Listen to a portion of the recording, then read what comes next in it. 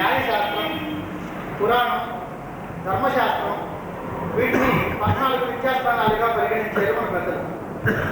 ఇంకా ఉపవేదాన్ని తీసుకున్నట్లయితే 18 విద్యాస్థానాలు అనే ప్రక్రియ కూడా ఉంది.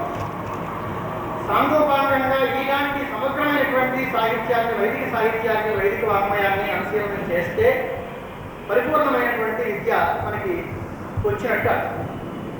అలాంటి పెద్దలు చాలా మంది పూర్వం ఉండేవారు.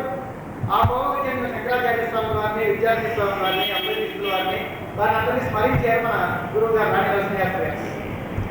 ఇవాళ కాలమానంలో విద్యను క్షీణదశను పొందే ఉదయనాచార్య వారి అన్నారు, జన్మ సంస్కార విద్యాదే శక్తే స్వాధ్యాయ కర్మణో హ్రాసదర్శనతో హ్రాస సంప్రదాయస్య విలీయతామని కుసుమాంజలి గ్రంథంలో ఉదయం అంటారు.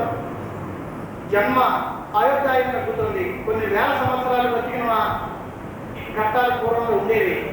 ఇవాళ సర్వదా జీవతి వర్ష జీవతి అని 100 సంవత్సరాలకి మాత్రం పరిమితమైన ఆయుర్దాయం. అలాగే ఈ సంస్కారాలు తగ్గిపోయి, విద్యా ప్రాభవాలు తగ్గిపోయాయి.